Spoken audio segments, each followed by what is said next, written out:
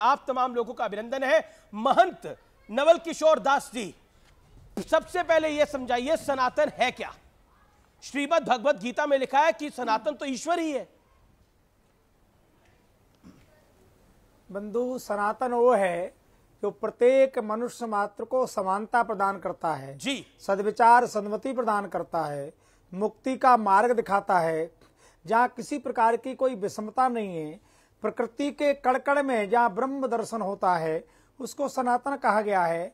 और सबके मूल में सनातन ही है, बाकी सब परंपराएं हैं, मत पंथ हैं, पर धर्म की जहाँ तक बात आती है तो सनातन ही वो है जो सबके मूल में है। और सनातन में किसी प्रकार की विषमता कभी रही ही नहीं। ऐसे सनातन के विषय में इस प्रकार के अवांछनीय शब्दों का प्रयोग करना अति निंदनीय है। और मुझे लगता है कि प्रत्येक सनातनी का कर्तव्य है ऐसे धर्मद्रोही लोगों का कानून के दायरे में रह करके, संविधान के दायरे में रह करके प्रतिरोध करना, ये हमारा दायित्व बनता है। क्योंकि संविधान कुछ हिंदुओं को, सनातनियों को कुछ अधिकार देता नहीं देता है। अव्यक्ति के नाम पे कोई कुछ बोलेगा, आपको सनातन मानना नहीं मानना वो आपकी मर्जी हो सकती है, परंतु आप मेरी आस्था को ठेस कैसे पहुंचा सकते हैं? आप मेरे धर्म के विषय में हल्के शब्दों का प्रयोग कैसे कर सकते हैं? क्यों कर पाते हैं? क्योंकि हिंदू कहीं न कहीं मौन बैठ जाता है। हिंदू कहीं न कहीं सबको अपना मानता है भी हमारे।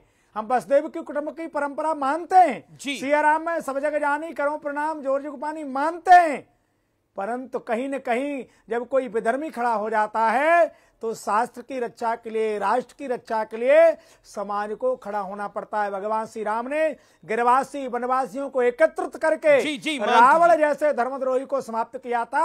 आज पुनः आवश्यकता है प्रत्येक हिंदू जातवाद क्षेत्रवाद को छोड़ करके धर्म की रक्षा के लिए ऐसे धर्मद्रोहियों को सबक सिखाएं।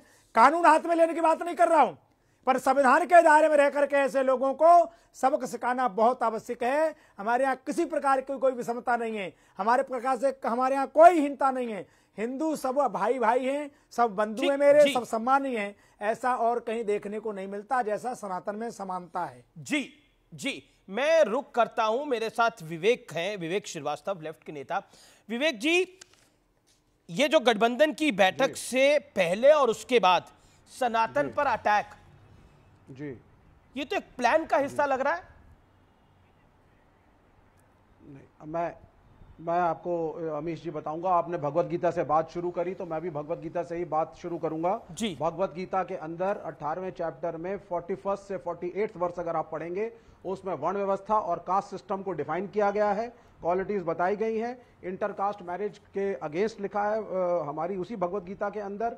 तो हर धर्म के अंदर, चाहे इस्लाम हो, हिंदुइज्म हो, रिफॉर्म्स की जरूरत होती है। हमारे देश में भी रिफॉर्म्स हुए, ब्रह्मो समाज आया, राजा राम मोहन रॉय आए, विडो मैरिज शुरू की गई, अनटचेबिलिटी। और स्वामी विवेकानंद ने कहा कि रिफॉर्म्स होने चाहिए because the Hindu religion has degraded into what to eat, what not to eat, and whom to touch, whom not to touch. ये स्वामी विवेकानंद के शब्द हैं। तो ये जो कमेंट आया है ये आईएनडीए का फॉर्मल कमेंट नहीं है।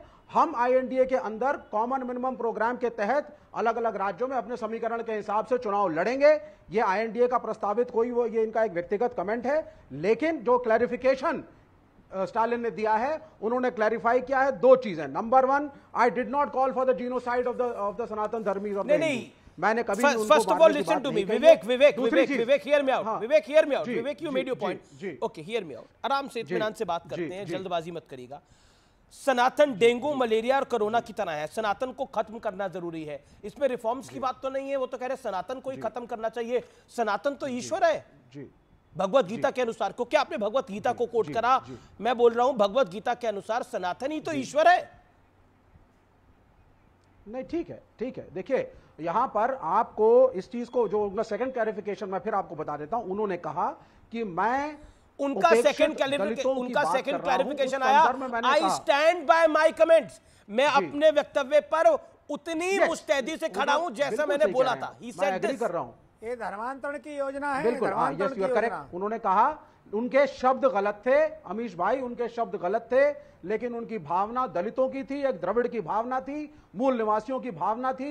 और ये जो मुझसे पहले जो बोल रहे थे, इन्होंने कहा उनके शब्द गलत थे, भावना सही थी। सनातन को समाप्त करने की भावना सही है, सनातन को खत्म करने की भावना सही है। आप हैं तो विवेक श्रीवास्तव ही ना? मेरी भावना नहीं नहीं नहीं, उन्होंने सनातन के खिलाफ भावना नहीं, दलितों के पक्ष में बोलने की कोशिश की थी, शब्दों का गलत चयन किया था, शब्दों का गलत चयन किया था।